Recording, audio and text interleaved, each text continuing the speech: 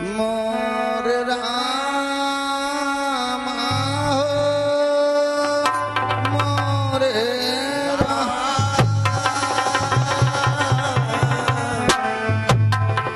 प्रेम से बोल।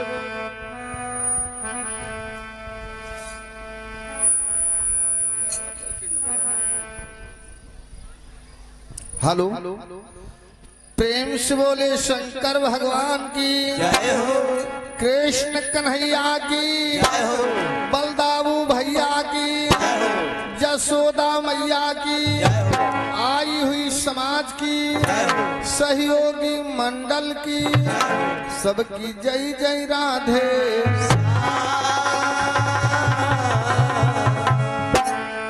तो सरस्वती उनका मिले कि जिन गुरु सेवा की नरक कुंड उनका मिले जो मात पिता दुख दी। तो हल मूसल हल धर धरे कि मुरली धर है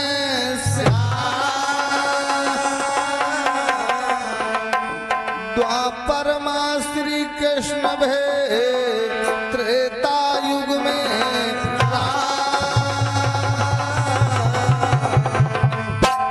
तो नंद गाँव मां नंद भे कि बरसान में बिकभा दोनों कुल एक भय गाँव वेद। तो देखिए समय कम है और काम ज्यादा है तो कुछ ना कहते हुए एक लाइन से भगवान कन्हैया से बंधन है क्योंकि इस ग्राम में दो दो पार्टियों का आगमन है। आप लोग भगवान की पावन चर्चा रात भर श्रवण करें तो एक लाइन से कहना है तो एक लाइन भगवान कन्हैया के चरणों में बंधन उसके बाद प्रसंग की ओर। तो कहता क्या है मास्टर कि भारत में फिर से आ जा भारत में फिर से आ जा गीता सुनाने वाले भारत में फिर से आए गीता सुनाने वाले भारत में फिर से आजा। आए गीता सुनाने वाले भारत में फिर से ओ भारत में फिर से आ जा गीता सुनाने वाले। आए गीता सुनाने वाले, आए गीता सुनाने वाले।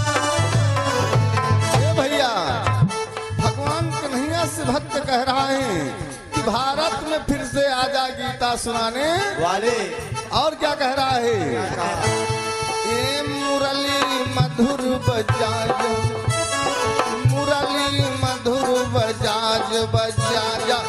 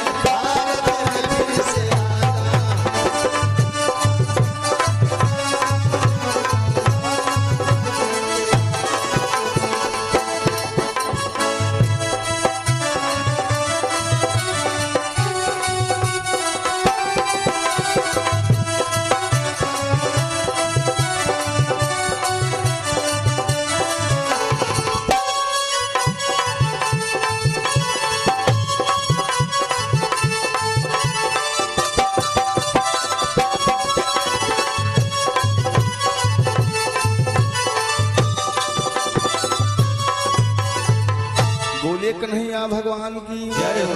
तो आइए तो कन्हैया भगवान से बंधन रहा। तो एक छोटा सा प्रसंग है क्योंकि इस समय 35 मिनट की है। तो एक छोटा सा प्रसंग है। कभी कहता क्या है मास्टर, ये राजू अकेला भैया कोई तकलीफ हो रहेगा कहना है मोरे रामा धन्य हीरा केरी जाति कन्हैया जन्म रात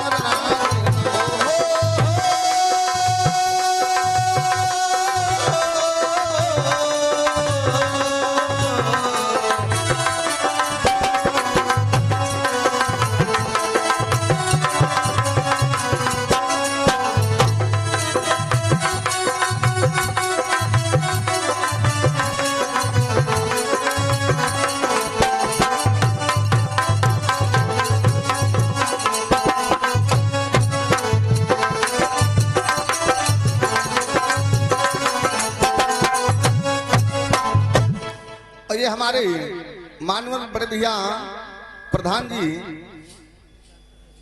डॉक्टर राजेंद्र प्रधान जी जो भटपुरवा की पावन धरा से साले नगर की पावन धरा से समाज में उपस्थित हैं, हमारे बड़े परम मित्र हैं। और भैया जी के द्वारा 1101 रुपया का दान है। बोले कन्हैया भगवान की। एक गजराज मास्टर बड़े भैया भटपुरवा के निवासी हैं, 151 रुपया का दान है। बोले मुरलिया वाले की। तो देखिए प्रसंग पे ध्यान दीजिए कि धन्य अहिर की जात कन्हैया जन्म्यो रात का बड़ा मार्ग प्रसंग है।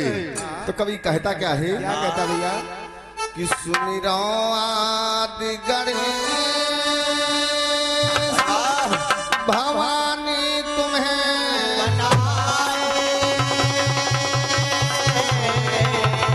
सैलानी का सुमिरी कथा हम गाई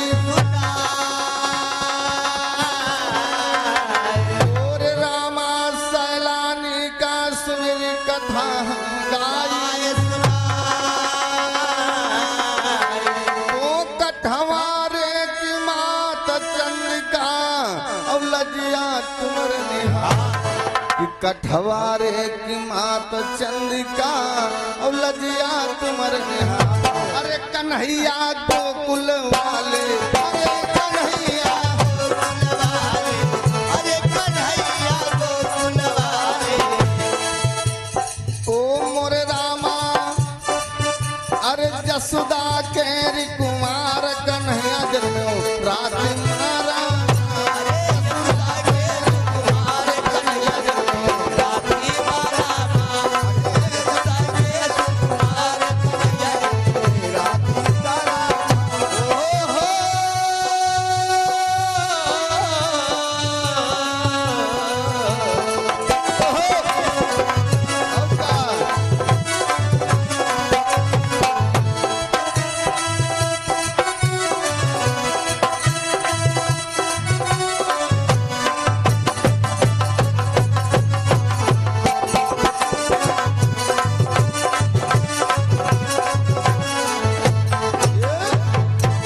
प्रसंग पे ध्यान दीजिए। हाँ भाई सीट न दे दो, लाइव चल रही रिकॉर्डिंग हो रही है, मजा तो कहना है आहुक के रे पुत्र अरे तू हमर रहना बताई एक देवक नाम दूसरे सुनिए चित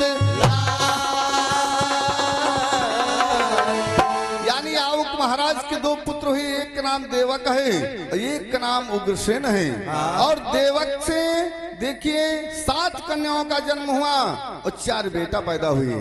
और 7 कन्याओं में 6 पुत्री वासुदेव को विवाह दिया, लेकिन देवकी छोटी है तो समय का चक्कर चलता है। देवकी का विवाह भी वासुदेव के साथ में देवक ने कर दिया।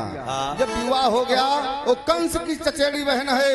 आज कंस रथ पर बैठा करके अपनी बहन को ससुराल लिए जा रहा है, बड़ा खुशी है। तो देखिए रास्ते में होता क्या है। क्या होता है?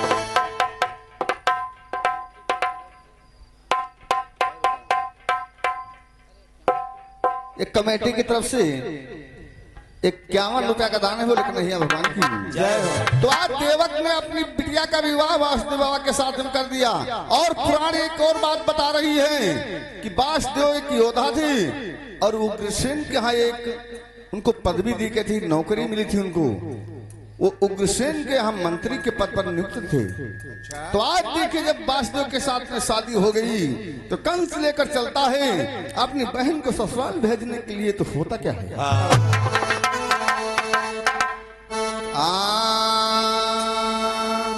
कीन जब वही ब्याह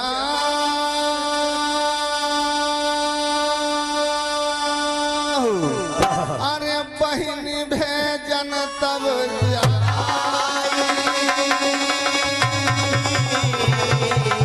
अरे कछु कदूरी हुई बढ़े सुनो तुम ध्यान।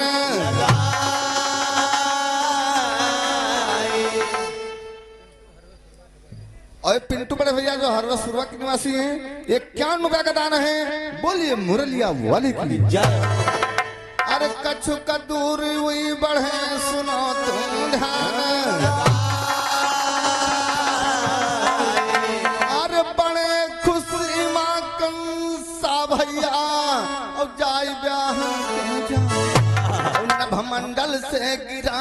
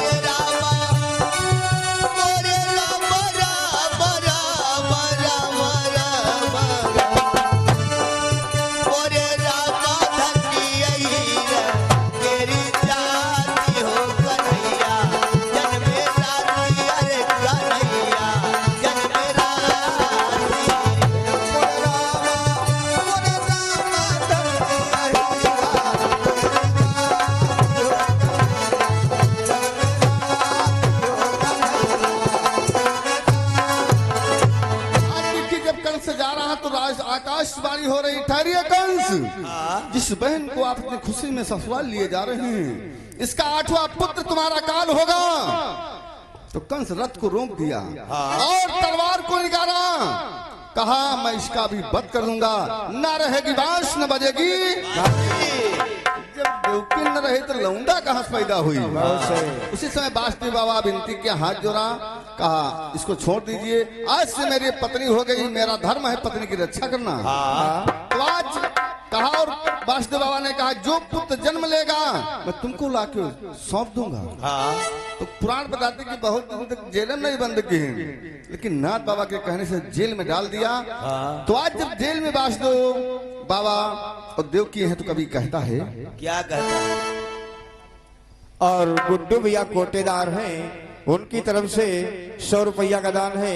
और मनोज भैया दुधा यानी शालीनगर की पावन धरती से 100 रुपया का दान है। बोली सच्चे दरबार की जय हो, कन्हैया भगवान की जय हो। तो आज की वासुदेव और देवकी को कंस जेल में डाल देता है। तो होता क्या है, क्या होता है कि दिया जेल में डाली, अरे तनिक ना देर लगाई, अरे बंदी ग्रह में मिला बेदयस रहे। अरे एक नारी कंसा तब नारी कंसा बोलवायो और कहे बचन समझाए और खबर दियो जब सुता यहाँ जाए खबर दियो जब सुता यहाँ जाए खबर दियो यहाँ सुता जाए कि भैया मोरे ग्रंथ रहे बतलाई कन्हैया जन्म राति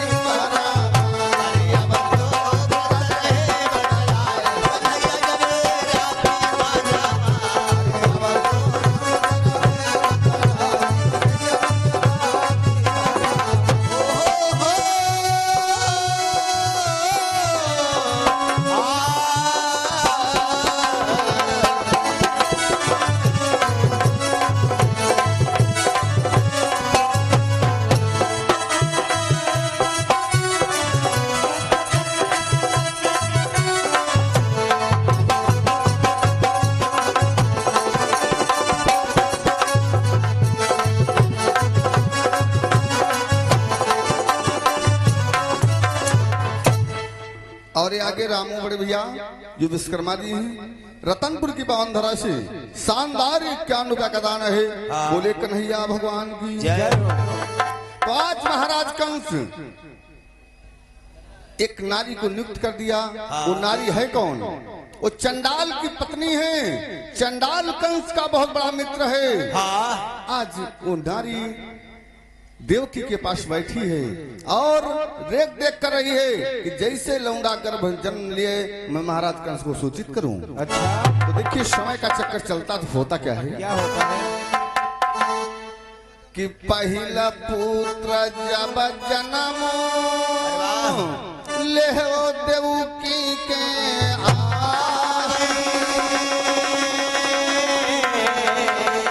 अरे कंसा खबर गा पाई सुनो तुम ध्यान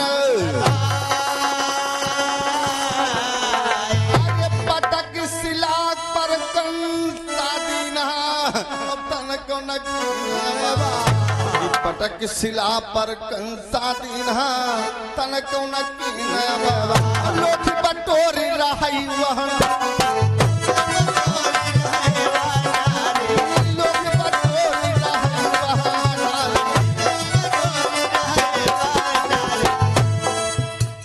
भैया मोरे घड़ा मधर दुआ जाई कन्हैया जन्म राति तारा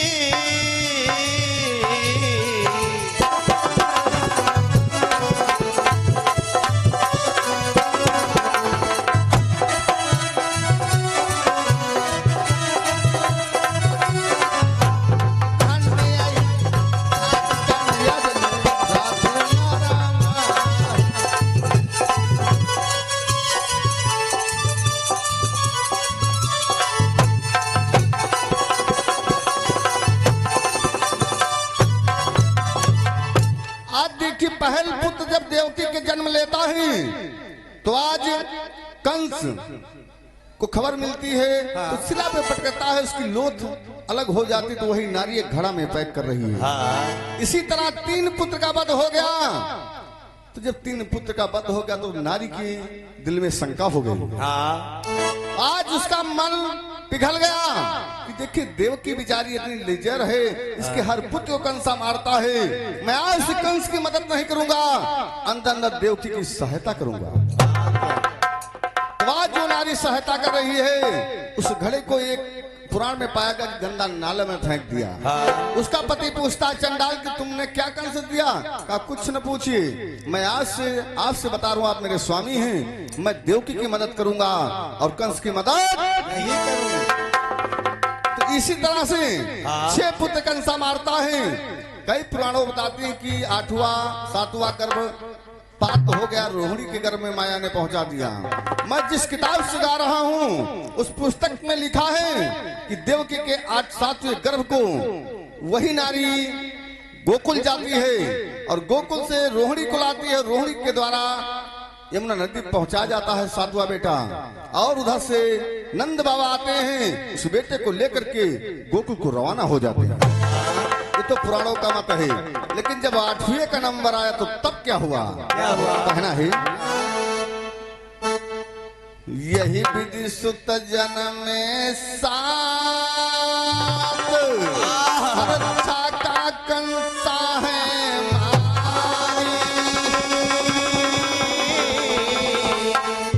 सतुआ गर्भगा गोकुल सत्यमय रहो,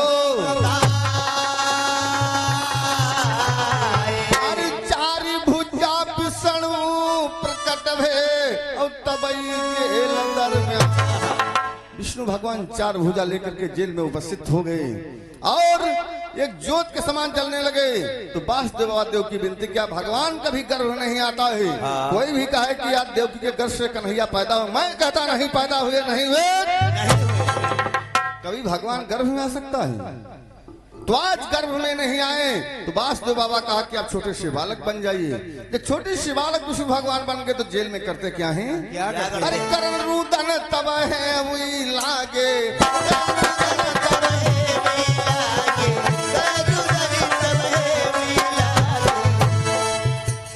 भैया मोरे भवई गजब कई बात कन्हैया जनोरात हरा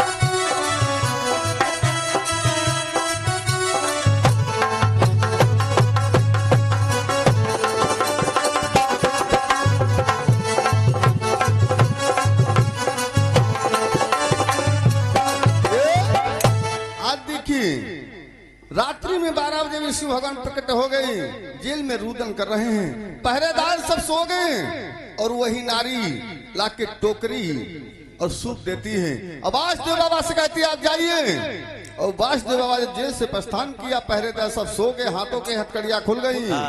बालक को लेकर के जब चलते हैं, पुराण बता रहे कि इतनी बरसात हुई कि जेल की पहली सीढ़ी पर पानी आ गया। और जब वासुदेव बाबा यमुना नदी के पास पहुंचते हैं तो यमुना इतना विकराल रूप धरे बह रही थी, उफाल मार रही थी कि मथुरा नगरी को डुबा देगी। तो वासुदेव बाबा घबराने लगे कि दादा हुमस तो चले आए, लेकिन अब ये नदी तो नहीं बह रही है। तो देखिए वासुदेव बाबा से वहां और किससे मुलाकात होती है। पहले से वहां पर खड़े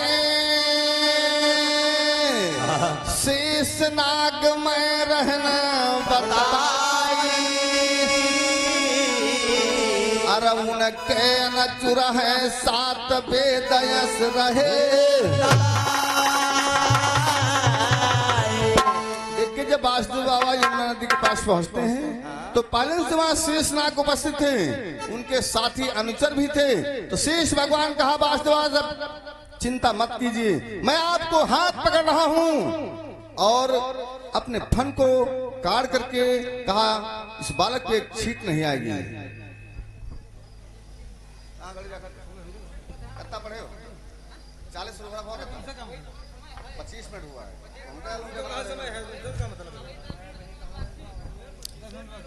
आज वासुदेव बाबा को वहां शेषनाग को उपस्थित मिले और कहा चिंता मत कीजिए,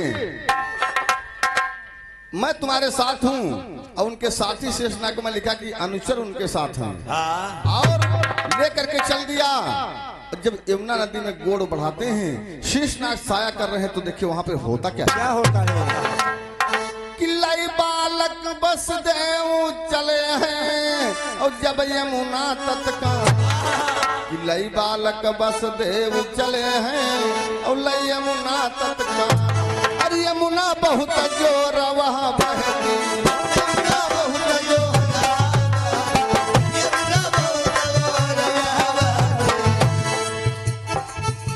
कि भैया मोरे रक्षक है भगवान कन्हैया जब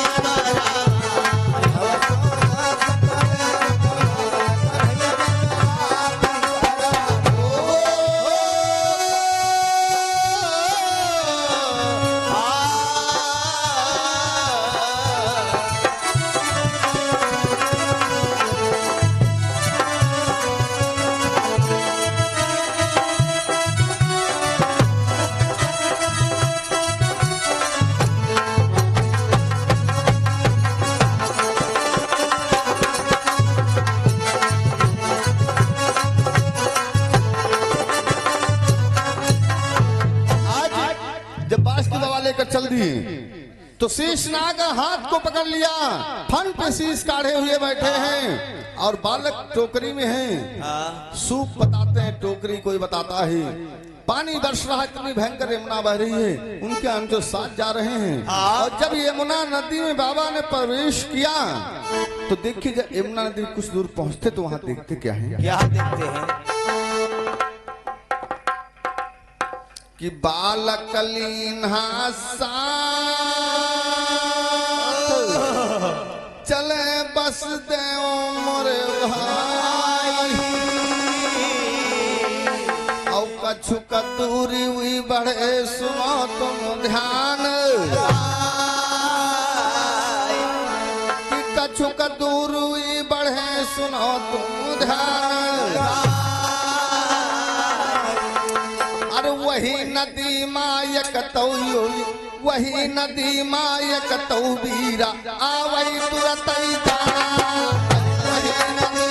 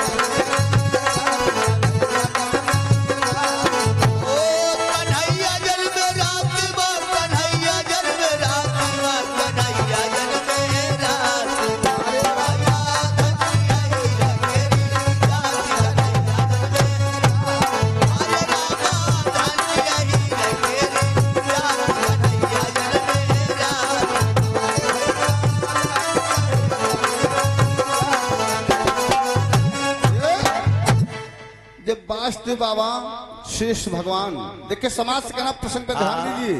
शेष भगवान रास्ते में पहले से यमुना नदी पे खड़े थे, उनके साथी उनके साथ थे। शेष भगवान छाया किए हुए हैं और यमुना नदी में वास्तव प्रवेश किया तो एक वीर वहां पर आ गया यमुना नदी को नांगते हुए, और जब पहुंच गया तो शेष भगवान क्रोध में आ गए।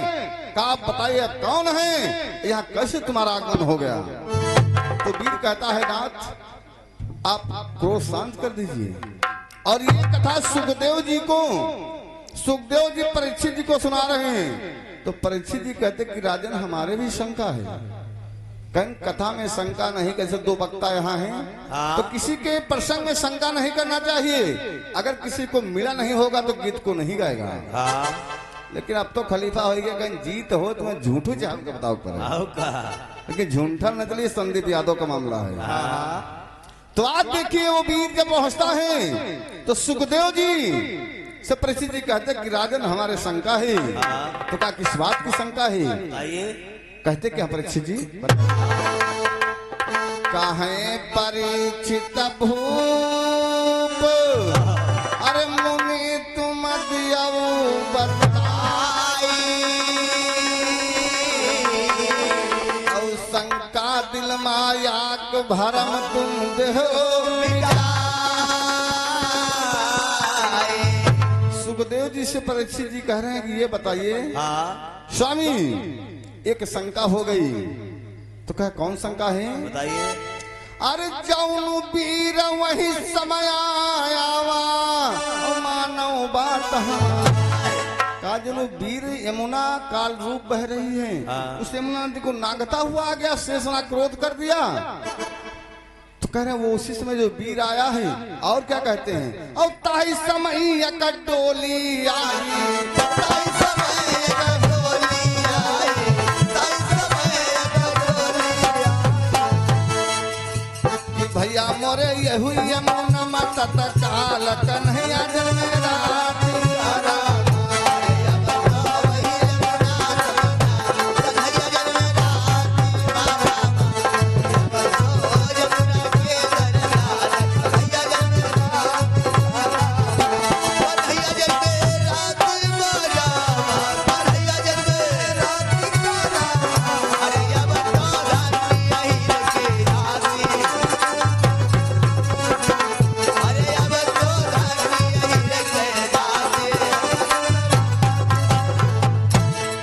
परीक्षित सुखदेव से कह रहे हैं ये बताए वो वीर आ गया, एक डोली आ जा रही है, उस डोली में बैठे कई लोग हैं। देखिए प्राण संकेत कर रही है कि बैठी दुई नारी, अरे चारी कहार बताई, और कहीं परीक्षित भूपत शंका देहो मिटाई, कि राजा राम गुरु जी रहते देवियापुर, कि राजा राम गुरु जी रहते अब देवियापुर अस्पताल, अरे हमहू रहित पैसख हम भैया, हमहू रहित पैसख हम भैया, हमहू रहित पैसख हम भैया। कहना है अरे संदीप यादव नाम कन्हैया जन्मे रात मारा, अरे संदीप यादव नाम कन्हैया जन्मे रात मारा,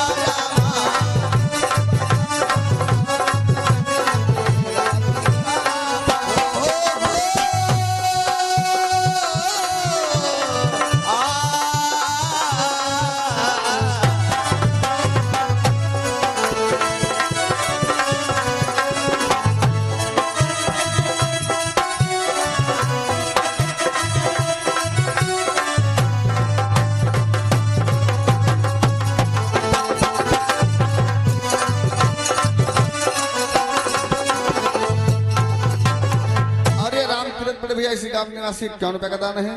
समय का समापन है तो सिर्फ एक लाइन कहना है, एक लाइन कहना है, 1 मिनट बाकी उससे गाना है कि ये पार्टी का असूल हम लोग बेईमानी समय नहीं करी थे, तो कहना ज्यादा ना हो, ये बात जो बोल रहा है वो उतनी हो चाहिए, तो कहना है एक लाइन। हाँ बताइए। कहना है कि तार बिजली से पतले,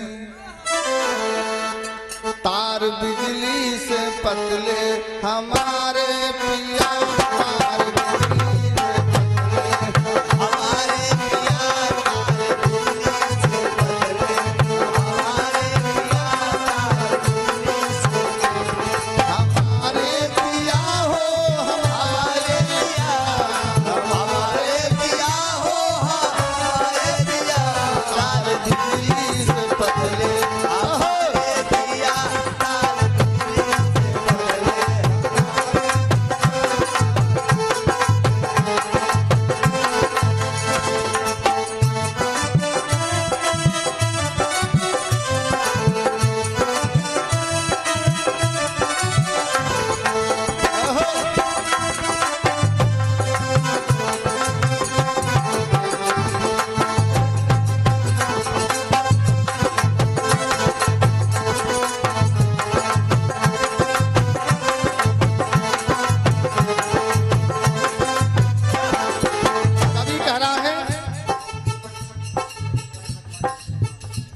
और ये बड़े भैया परम मित्र हैं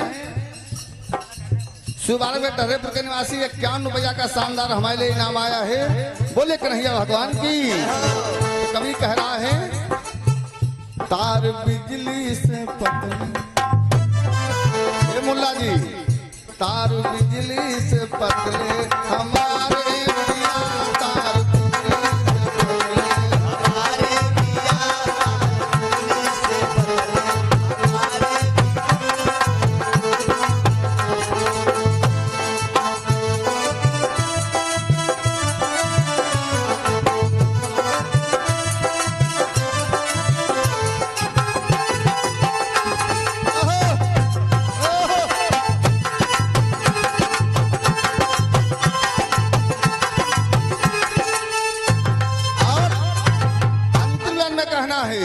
इसी भाव में यही कान्हा में लागल,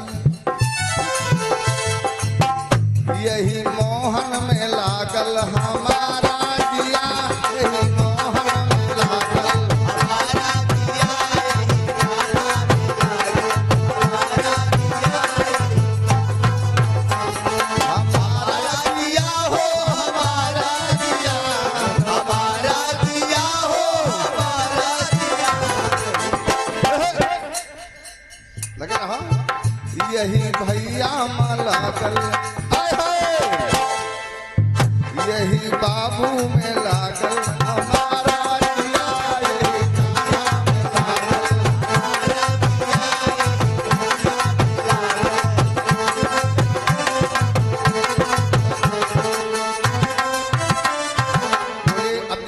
भैया पैसा आ गया है, इसको बोल दीजिए। राजू भैया बाड़ी का विराम है। बोले कन्हैया भगवान की जय हो।